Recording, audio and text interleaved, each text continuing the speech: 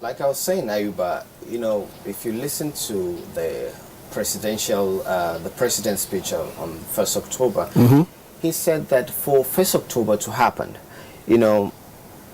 all hands were on deck.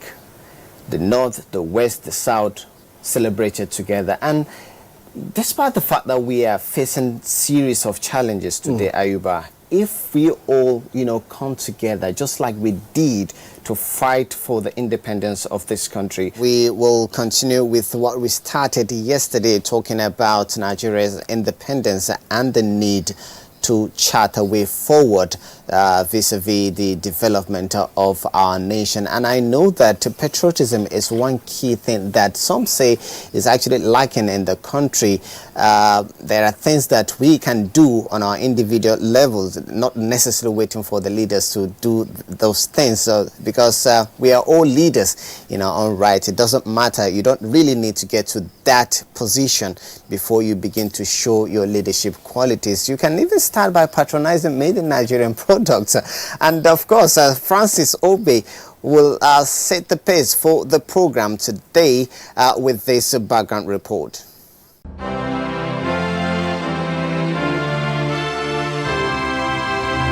We want to talk about rights, there are obligations.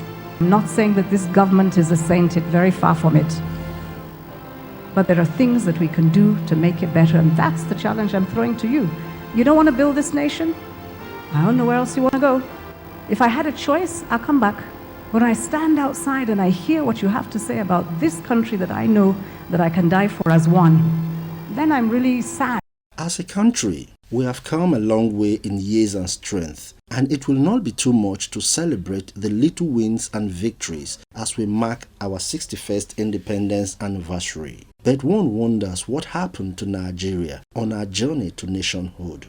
The Asian tigers like Singapore, Hong Kong, Taiwan and South Korea that Nigeria started with have left us behind in terms of economic growth, strengthened by export and rapid urbanization, which enabled them to join the ranks of the world's richest nations. Where did we get it wrong? We got it wrong with the caution of the military into governance in Nigeria.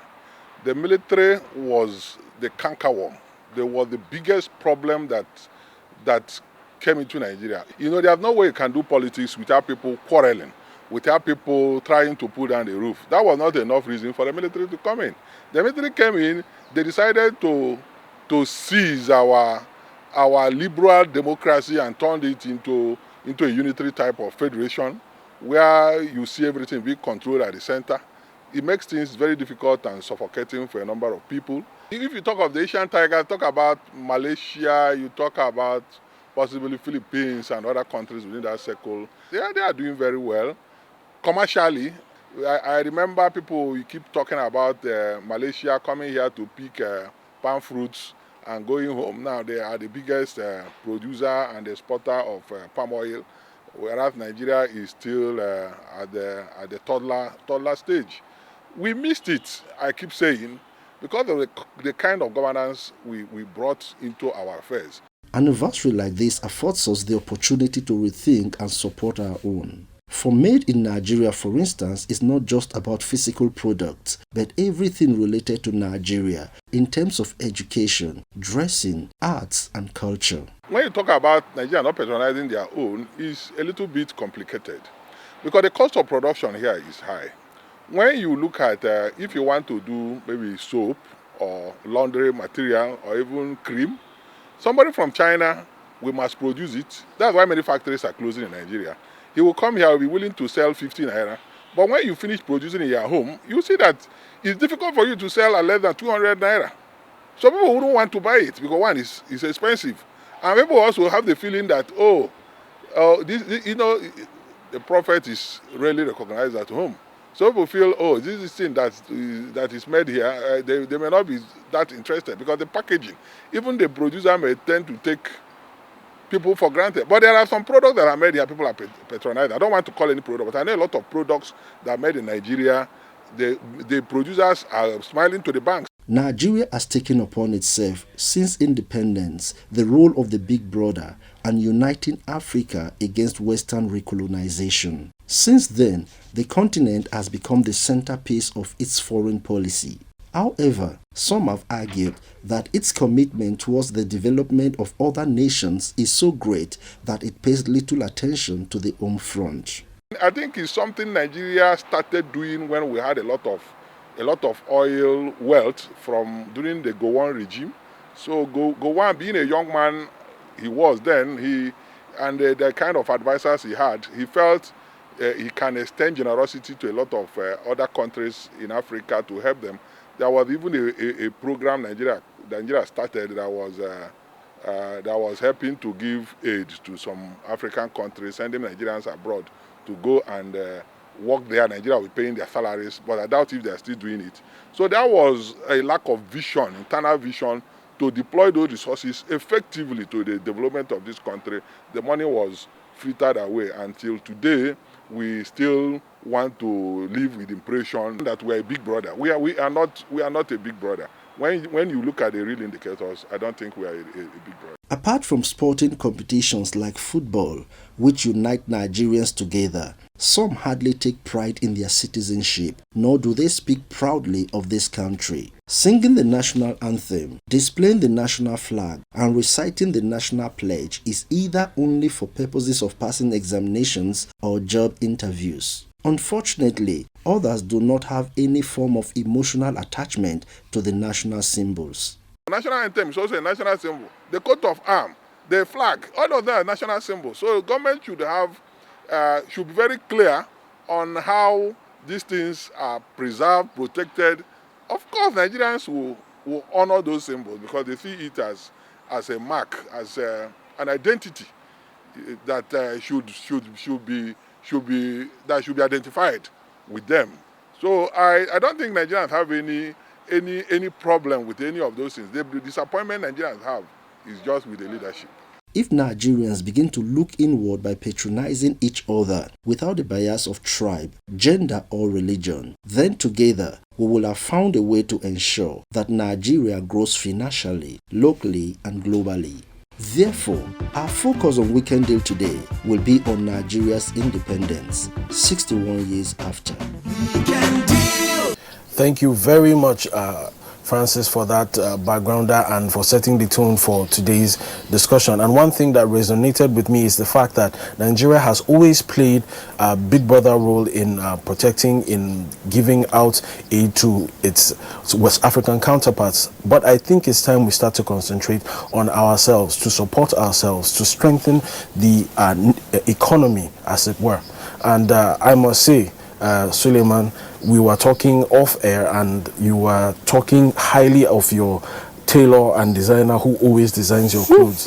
And I must commend you for always supporting local fabric and of course local designers. Yeah, like I said, Ayuba, we all have a role to play in ensuring that we fix this nation. So if I patronize made in Nigerian product, I know I'm also helping the economy. No, honestly. And okay, of course, speaking of which, just to show how supportive you are, you actually put together a feature in that regard. And we are going to go for it right now, which is Made in Nigeria Goods and Patriotism. Let's have it.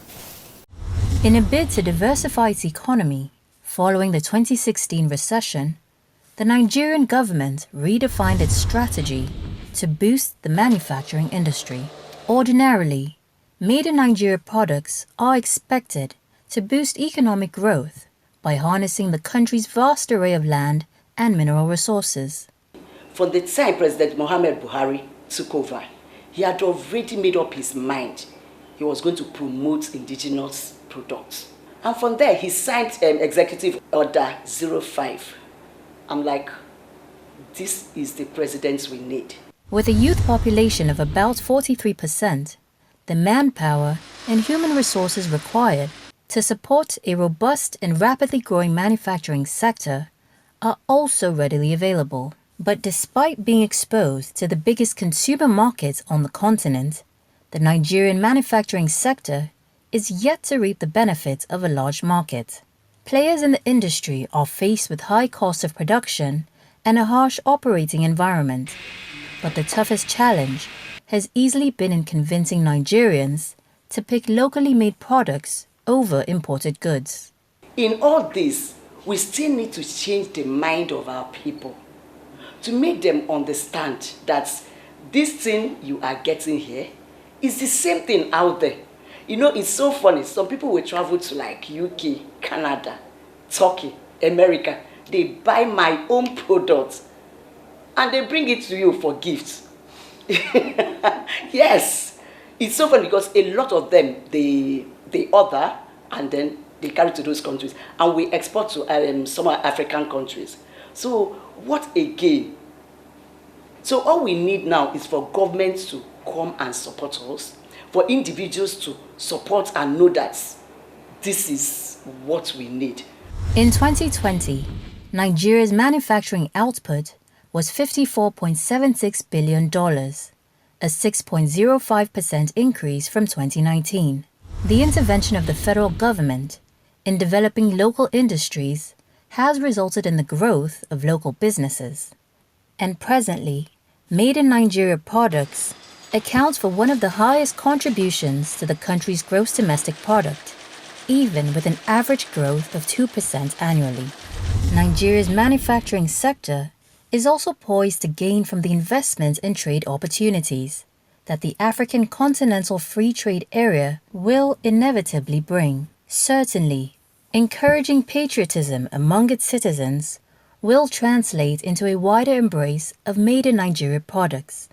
But this patronage should not be regarded as only a patriotic scheme.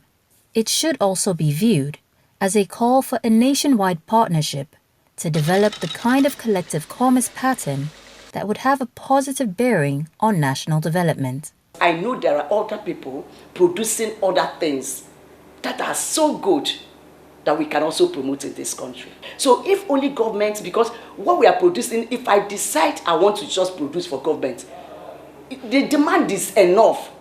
When I come to them to say, let me make this, and if, oh, sorry, we have already signed a contract with a particular country, it's discouraging.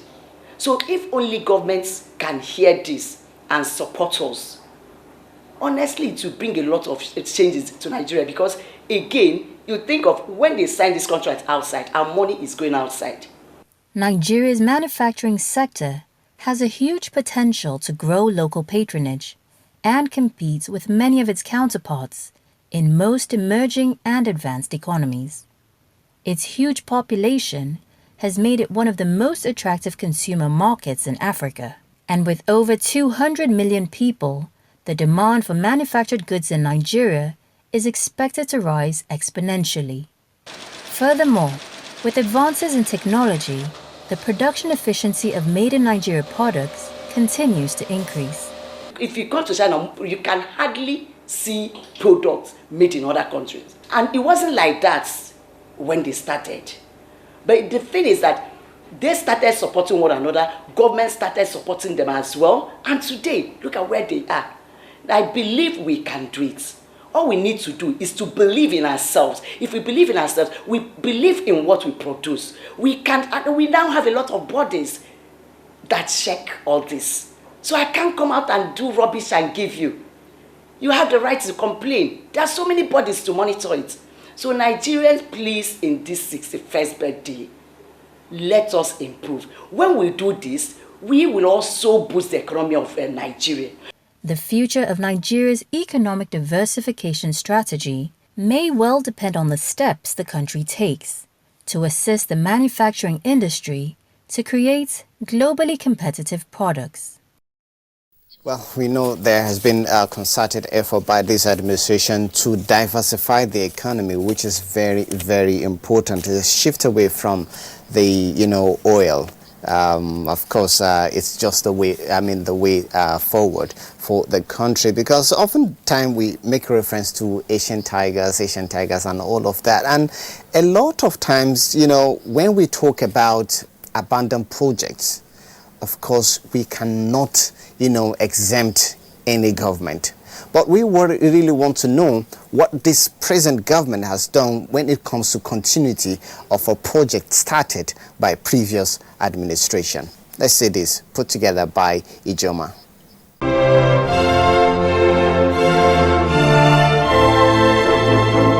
Since the first day of October 1960, Nigeria as a nation has developed through the path of 16 presidents and heads of state.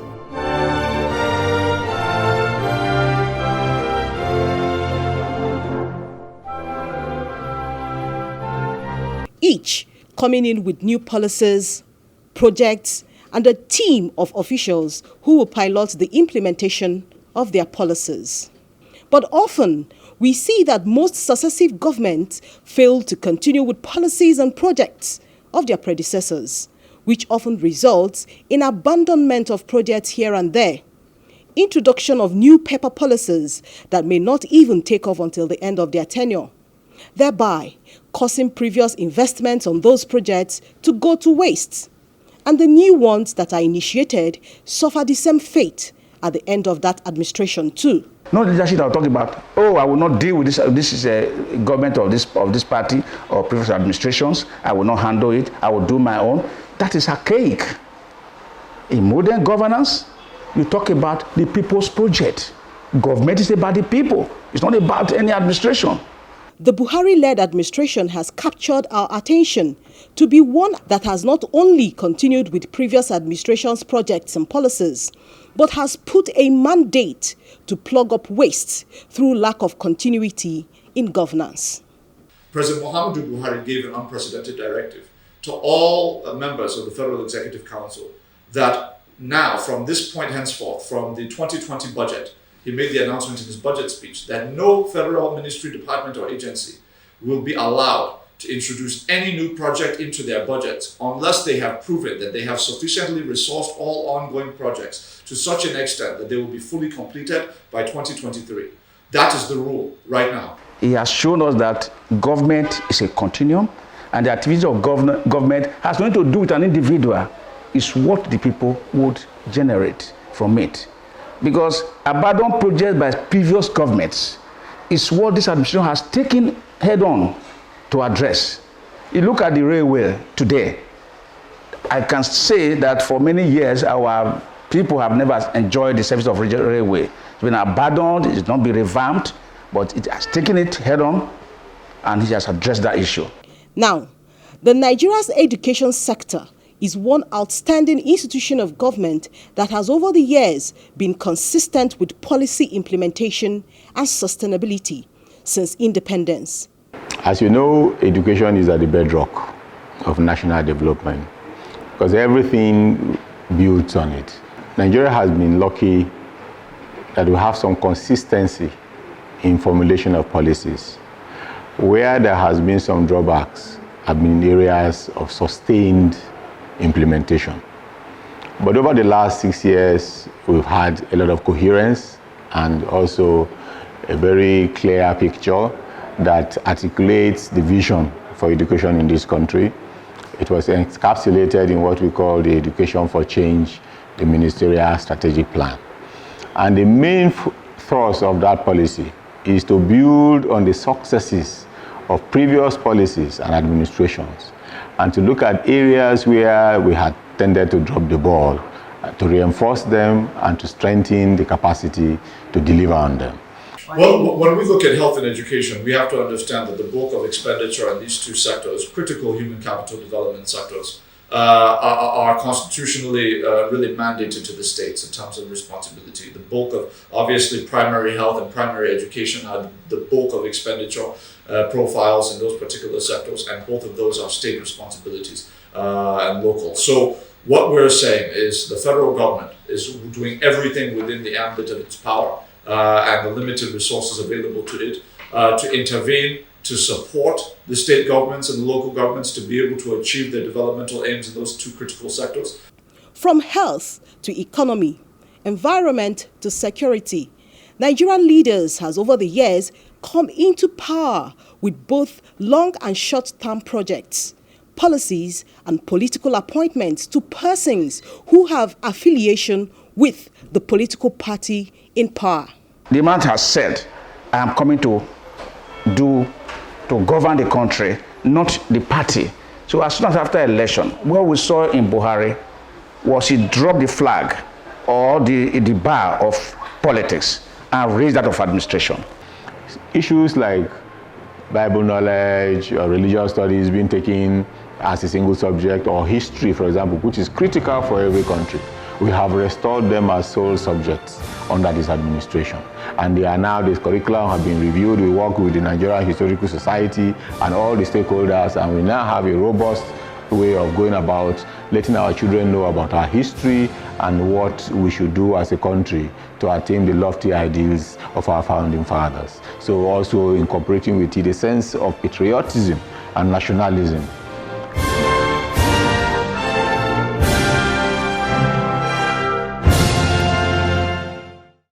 The spirit of patriotism and nationalism, being reflected there as well. Yes, government is a continuum, as they often say, and it doesn't really matter if the project's short or long-term project. The point is, it must be continued. Wherever this administration stops, the next administration or the next government coming in must make it a point of duty to continue, and that is exactly what this government has done, given what we've seen from that report. Now we have a young politician who just joined us in the studio. Is Honorable Saidu Musa Abdullahi, is the Deputy Chairman, House of Representatives Committee on Finance, representing Bida Kachagbako Federal Constituency of Niger State.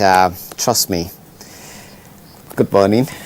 Good morning, my brother. Yeah, happy independence. Thank you, same to you, and happy independence to Nigerians. Now, from that report, we're talking about continuity, and it boils down to the issue of leadership. Now, how would you say we're fared so far, 61 years as a nation, and vis-a-vis the question of leadership in Nigeria? I think the big question has been that of leadership. The past 61 years, we may not be in a position to say that as a country we're there yet, but I think we must appreciate where we're coming from. I termed the first 6 years of our independence as the golden years when you look at it from the perspective and concept of leadership in this country. And I've had cause to argue this in different fora, that what we really need is to draw inspiration from what those leaders were able to put in place within 60 years. I think that's something we've not been able to do too well as a country. We've not been able to mentor the younger generation. And what actually resonated with me is, the whole fact of mentorship, encouraging patriotism, encouraging, that Nigerianness that we once had, and which also would now lead me to this feature put together by Dial. Honestly, how much and how well do we revere and understand our national symbols? Dial, over to you. National symbols are easily recognized entities that are used as a means to communicate the history and culture of a particular nation. The symbols are used to instill pride and unity in a nation's population. Nigerian national symbols are the Nigerian flag, Nigerian coat of arms, national anthem. All right, old compatriots, Nigerians come on men to serve our fatherland with love and strength and faith. National pledge, Nigerian currency, the naira, Nigerian armed forces, and so on. Symbols of Nigeria is synonymous to Nigeria. Without them, we cannot be on our own. Every country has their own national symbols, and you cannot use one country's symbol for another one. In Nigeria, we have the Nigerian flag, of course, the green, white, green. The Nigerian flag represents our motto too, which is unity and strength, peace and progress. The green represents wealth, the fertile nature of our land, and the white, the peace. We have others like our Nigerian currency. In Nigeria, our currency is our naira and our kobo. Now we can also talk about our national passports.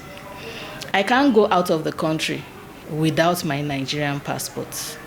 Even though it's mostly elites that handle it, people don't realize the importance of it. But without it, I cannot leave the shores of this country. These symbols promote our national values, emphasize our treasures, and show the world what is essential to us as a country. What are the main elements of the coat of arms? The Nigerian coat of arms represents a lot about us as a people. We have the two horses. Horses are proud animals, and they represent dignity. And we have two, not just one, to balance it. We have the eagle. The eagle is also a special bird. It represents strength of Nigeria and is high above the coat of arms. We have that black patch with the white wavy lines there. The lines are like Y, representing River Niger and River Benue, just like you see it on our map. Without that, you can't make that uniqueness of the Nigerian map. That white represents peace, apart from the rivers, and the black patch represents the fertile nature of Nigeria. Nigeria has a lot of resources, which leads to the green flower, the grass around it. The grass, green, fertile, wealth, a lot of resources. The flower is the yellow trumpet. Even though it's red on the coat of arms, but that is also a symbol of Nigeria. That's the national flower in Nigeria. We also have the white and black patch, also wealth. So the Nigerian coat of arms is really important as a symbol of Nigerians. Our national symbols must never be treated with disrespect, destroyed, or defiled. The national symbols are our pride, our heritage, and statue of unity. Nigerians must therefore imbibe the right attitude of respect and honor for the national symbols as a way of entrenching and defending the spirit of our collective nationality as uniquely captured in the national pledge. I pledge to Nigeria, my country, to be faithful, loyal, and honest, to serve Nigeria with all my strength, to defend her unity and uphold her honor and glory. So help me God. Well, thank you for staying with us. Your messages are still coming in. So let's just take the next feature, and after that we get to share some of it with you. And this time around we are looking at our unity and diversity. Of course, like we always say, there's no way a nation can have, a sustainable development without peace and unity.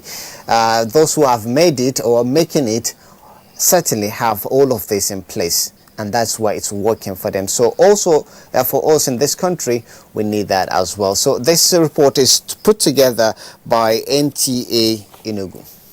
Nigerian nationalists such as Chief Obafemi Awolowo, Dr. Nnamdi Azikiwe, and Sir Amadu Bello made breakthrough over the colonial masters to mount leadership positions to govern the nation themselves.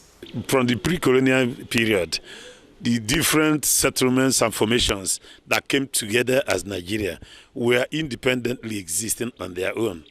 But when after the conference on where the Europeans came together to share our people in Berlin, well, in 1845, our people, the white men, started coming here to settle. They were coming here earlier than that period, but this time around, they are now come to combine imperialism with colonialism. And between that time and the time we had our independence, we passed through a crucible. Ever since independence, Nigeria has operated 4 republican governments, with the first in October 1963, second in 1979, third, though abortive, in January 1993, and the Fourth Republic of May 1999, which marked the emergence of democracy. The Buhari-led administration has over the years been committed to rebranding the image of the country, both internally and externally, building infrastructures in the health, education, power, and transport sectors, among others, as well as ensuring security in the country by funding and equipping the armed forces in the fight against terrorism, banditry, and corruption. We've come thus far despite the challenges.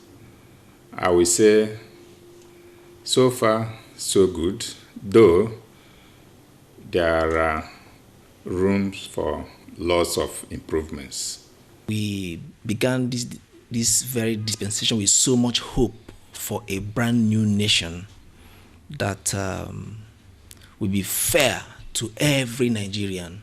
Unfortunately, we have not been able to achieve the unity we ought to have achieved. Nigeria is among the world's most blessed nations in terms of both human and natural resources. It is, however, a thing of deep concern that we are still grappling with some basic needs. We have failed to exploit our rich cultural diversities to build a great nation. The things we have are things that are supposed to strengthen us. But because our leaders have not managed our plurality, our diversity in a way that should sustain us, that is why we are having problems. Of course, the strength of most highly populated countries of the world lies in the management of their diversities. Nigeria is a very great country. The diaspora remittance in Nigeria alone should be able to sustain this country. And when you hear brain drain, it is not insects that are moving out. It shows Nigerians actually have come a long way in terms of human resources. As we celebrate our nation at 61, we must take stock and try to correct the mistakes of the past. Happy Independence Day, Nigeria, the true giant of Africa, the pride and home of the black race. NTA Enugu there, unity in diversity, and that is what it is all about. It is no mistake that so many diverse cultures and languages were put together to form this great country called Nigeria. And still in the mood of independence, we are going over to Sokoto. 61 years of independence. How far, so far? Sokoto, over to you.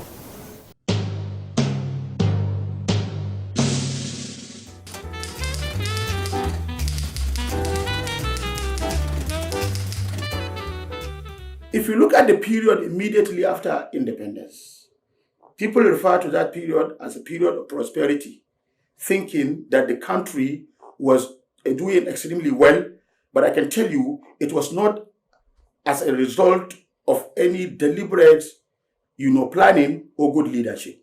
Because our assessment of economic plans, which started in 1962 in Nigeria, show that consecutive development plans in Nigeria have been failing.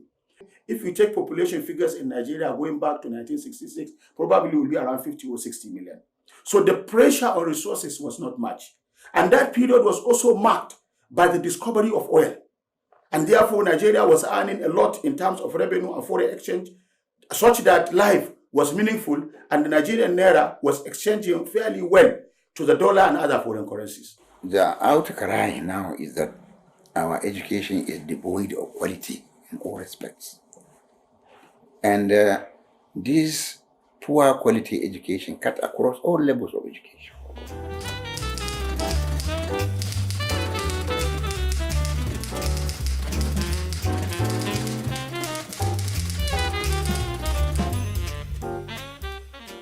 The fact that Nigeria has been able to remain as one country in the last 61 years, I'm referring to the time we became independent, not from the time of the amalgamation in 1914.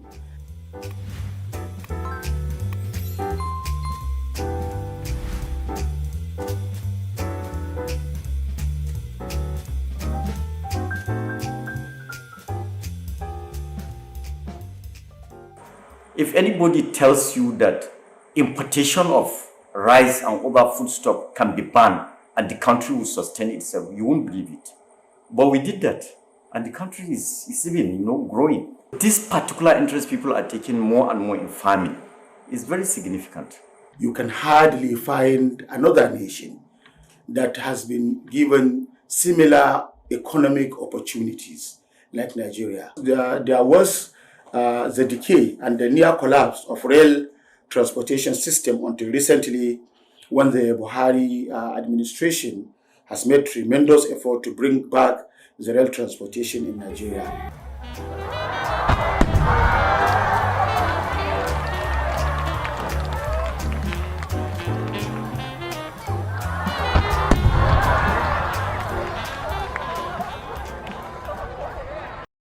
All right, thank you for staying with us. And if we are patriotic in ensuring that we develop this nation, certainly nothing will stand on that path. It starts with your pledge, your pledge of allegiance to your country, your undying love and respect and reverence. And talking about reverence, how honestly do we respect our national symbols?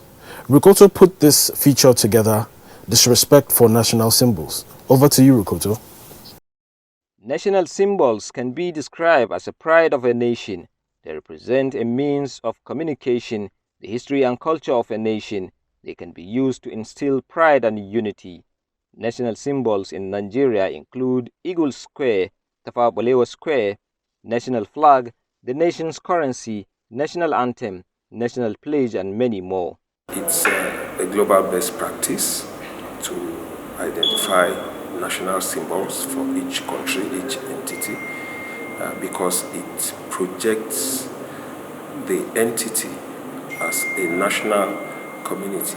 These symbols are symbols that give strength and value to our nation.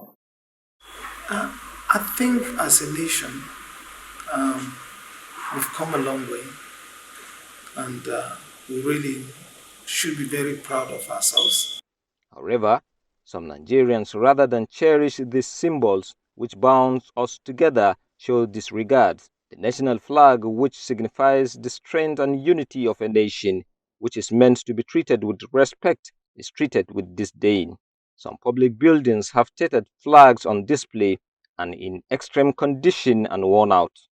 Also, you find some Nigerians refusing to honor the country when the anthem is being played. Irrespective of the fact that government have real-life policies, real-life regulations on how you should even keep the notes in the various spots, how you should line them. But you will see people go for parties or ceremonies, and they want to show that yes, they are interested in spraying the celebrants. You see people spraying, and then at the end of the day, people are clothing the symbols, which is those currencies. Which is a very bad idea. It's not supposed to be. If you even so wish to give someone something, you can envelope it quietly and hand it over to the person. It's very disheartening for our nation at 61 that we should be very proud of. If there is any country in this world that is blessed, I think Nigeria is the most blessed nation. And on this note, I want to thank our founding fathers who stood their grounds to make sure that this nation, Nigeria, was made. National symbols are signs of authority and instruments of states that should be respected as acts of patriotism and national duty. All right, let me just go straight to this text message. This one says, Happy Independence to all of us Nigerians. Most of Nigeria's problem comes from lack of loyalty to nation. The political class have instituted a system of loyalty as they value their political parties than the country. This is coming from Edo Umafu, Otukbo, Benue State. The challenges we are facing shall surely become a thing of the past someday. It was worse than that in some developed countries, but here they are smiling. God bless Nigeria. Amen. Well, that's a positive message we want to share with all Nigerians on the show today. And during the week, I actually had a chat with Honorable Farouk Adamu Aliu on Nigeria's independence and way forward for our national development. So here is the interview.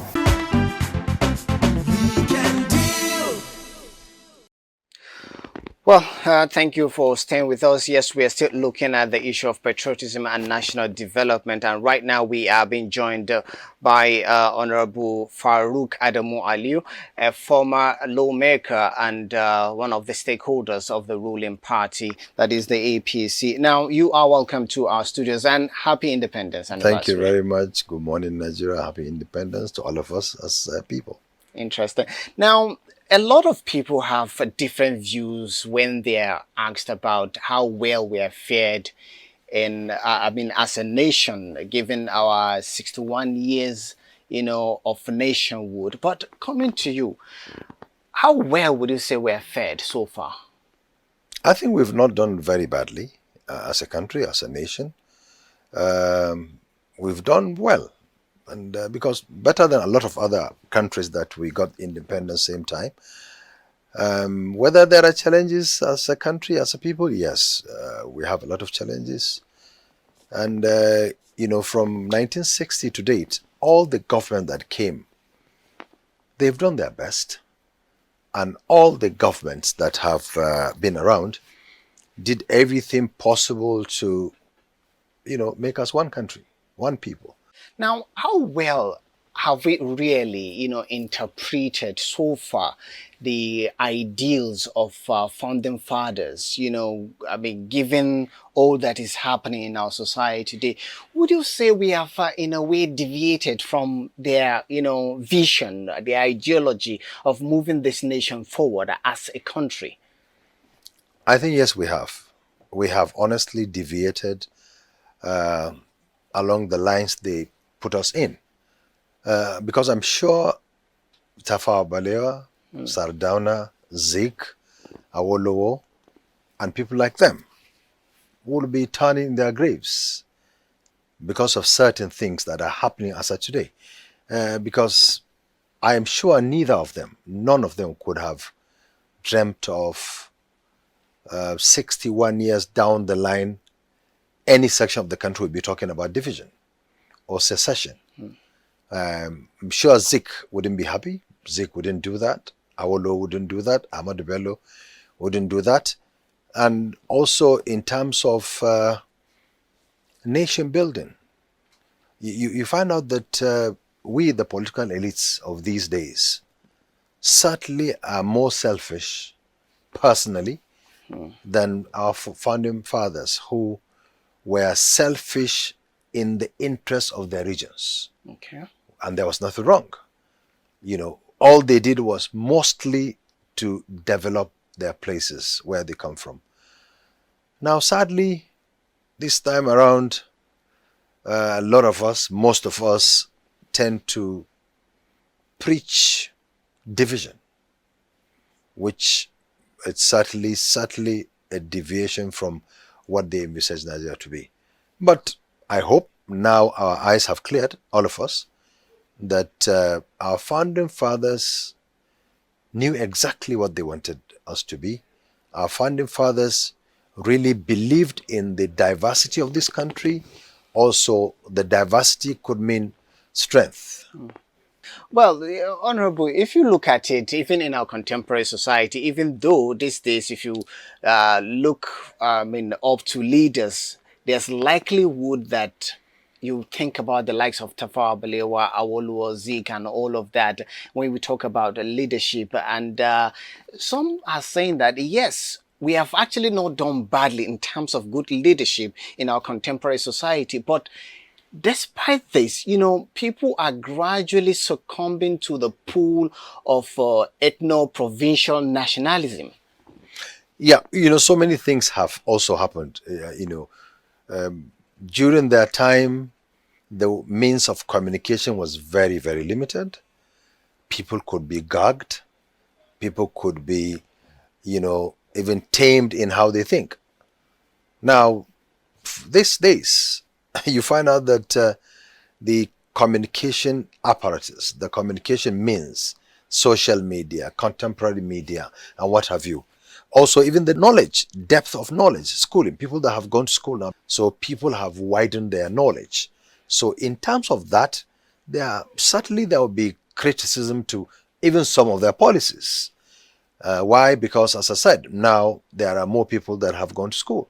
More people have knowledge. More people have traveled out of the country to see what happens in other climes. So all these kind of things are a combination of why probably it was much, much more better to, contain people and their thoughts that time than this time around. So the good part of it is that, yes, now you will have much more input from diverse people, diverse views, and so on. And back in the days, there are very few. And also the population has also multiplied by 100-fold. If we are to attribute the lack of patriotism or dwindling nature of patriotism in Nigeria today, to what would you, point your fingers at, really?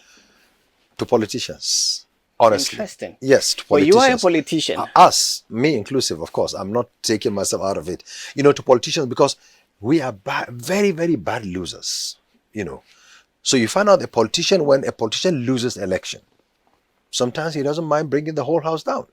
So in trying, not to contain the anger of loss in election, you try to bring down the whole house. When you are in opposition party, that included us when we were in opposition, there were certain things we did out of mischief. Sometimes it borders on lack of patriotism, really. Because sometimes as an opposition member, you sometimes think that the government is not your government. But that's ignorance. Because the government is for everybody. And people in opposition are part of government. Because how you criticize government, your contributions will make the government, those in power, to do better things for us. So we need, as a people, need to work towards that, need to understand that, look, politics come, politics goes, parties come, parties go, government comes, government goes, but the country remains, Nigeria remains. Back in the days, we, as in opposition, demonstrated around this country against subsidy. We in opposition, including Mr. President. Photographs, pictures are being shared on the social media where the president, myself, Governor Buni, Ogbonnaya Onu, Oyegun, front page, front line. We demonstrated around, Abuja here. And I... During the last administration. Of course, in Jigawa State, where I come from, myself, members of my family, my children with T-shirts, went around the state capital, demonstrated against fuel subsidy. That was out of ignorance, really. What I'm saying, the ignorance was that, look, we thought that there was no need for fuel subsidy. Yes. But the government should not remove the subsidy. Now, when we came into government, we found out that government of that time was not wrong. was not wrong by removing subsidy. In any case, we have removed part of it also. Yeah. There are certain things, certain assumptions Yeah. you make when you're not in government. So sometimes mischievously, you refuse to understand the explanation from the ruling party. Sometimes. And sometimes it's out of ignorance, And so I concede.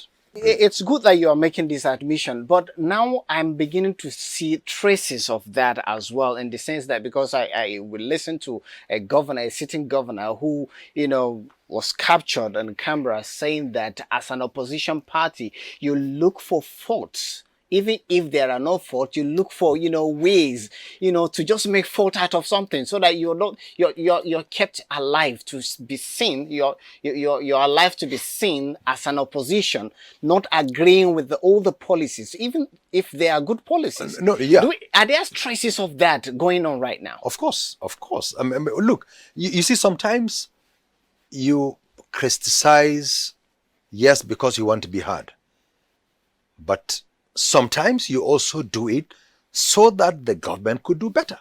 So no matter how good a policy is, it could be done better. This is all part of, opposition, and it is certainly unpatriotic. Whoever, whether we in government now or out of government, if anybody does anything deliberately to overheat the polity, that is unpatriotism, certainly. Now, talk to me about your flag project. I was reading some article where you flagged, how many meters of flag? 50.3. Talk to me about it. Why that initiative and how did it go? Yes, actually, it's part of all what we're talking about. You see, there's so much, the country is so beating as a people that, we're talking about, I want to go my way. I want to go my way. I don't want this. I don't want that. And I don't like a Muslim. I don't like a Christian. I don't like Igbo or Yoruba or something. But then there is one thing that unites us, our symbol. The symbol of this country is the green, white, green, the flag. And I went to school in eastern part of Europe, country then back in the days called Yugoslavia. Now it's called Serbia. Yes. And if you see how they revere their flags, how they like hero worship their flag, and it's like a symbol of unity. So I said that, look, what do we do to have sense of unity? So we decided to do a research around the world. Where do you have the tallest flag? It's somewhere in Jeddah, Saudi Arabia. They have it as about 160 meters or so. That's a huge project. And then in Africa, the tallest is in South Africa, about 60 meters. So I, as an individual, said, okay, let me see. Let me do the tallest in this country and also the second tallest in Africa. So on our property, on our farm project in Jigawa State, so we erected the 50.3 meters high, the tallest flagpole in this hemisphere, the second tallest in Africa, to be a convergence for Nigerians, where we as a people can come and see our flag and discuss, talk it to ourselves. And I thank Mr. President, who has graciously mandated the Minister of Information to visit the place. And the Minister of Information also was there with the DG of NTA, all the heads of parastatals, and they saw what we have done. And that place is enlisted now as one of the monuments in this country, where people can come. The flag is there, imposing. It's 20 meters by 10 meters, the flag, the size of the flag, on that 50.3. So that's our modest contribution in uniting us. And the project was, designed and constructed by Igbos, Yorubas, and Fulanis. Yes, a symbol of unity. We can come together and achieve something. Unity of purpose. Yes, from the engineers who designed, from the company planned the projects based in Lagos, who did it. Most of them are Yorubas. Most of the designers are Hausa and Igbos, and I, the proprietor, the Fulani man. So. And it's really fun. And I invite you to come and see what we have there. And Jigawa State government also has promised us that the 62nd independence of this year of Nigeria will be celebrated at that premises. And we hope also one day, someday, probably Mr. President will go and do Nigeria independence there. You know, all in trying to unite us as a people, as a country. Today you have Northern Governors Forum, Southern Governors Forum, this Arewa Consultative Forum, Odudua, you know, different, you know, society, all, you know, championing the ethnic, you know, nationality, if you like. How has all of this helped us as a nation, really? No. Honestly, that is a drawback. And the earlier we understand that, look, we are first of all what we are by birth. And there could be good leader from any part of the country. Leadership has got nothing to do with ethnicity or tribe. Because there are bad people everywhere, there are good people everywhere.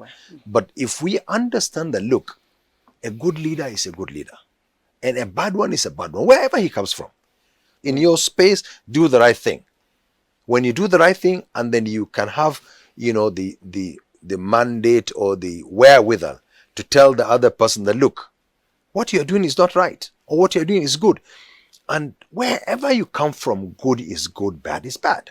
We have tried fighting each other. And where does it take us? Let me take Plateau State, for example, where they keep fighting left, right, and center. 2 days after a fight, if you go, you will wonder, is it the same place that people fought yesterday? You see them among themselves playing, doing things together. You wonder why the fight in the first place. Exactly. So you wonder why in the first place fight. Or armed robbers will stop you. They will not ask you whether you are which tribe. Because a thief is a thief. If as a people, now we call criminals as criminals, not to say a Fulani bandit. A Fulani criminal is a criminal. Simple. An IPOP criminal is a criminal. Odudua criminal is a criminal. So if we criminalize them as criminals, not because of where they come from, then we know that, yes, we are one country trying to fight criminality wherever it comes from, in whichever form. I was in China. There was a market I went in a place called Gonju. You will honestly think you are in Aba.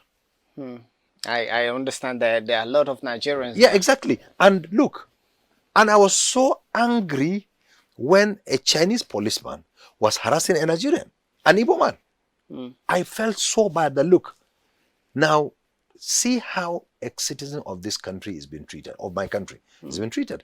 So if we look at ourselves in that form, that look, we are what we are by birth, and then let us try to harness the diversity in us and move this country forward. Well, thank you very much, Honorable. Harness the diversity in us and always think Nigeria first in whatever we do. If we are united, if we have that unity of purpose, certainly we'll get to the promised land. Thank you very much, Honorable, for speaking to us. And right now we go on a break, and after that, the Weekend Deal continues.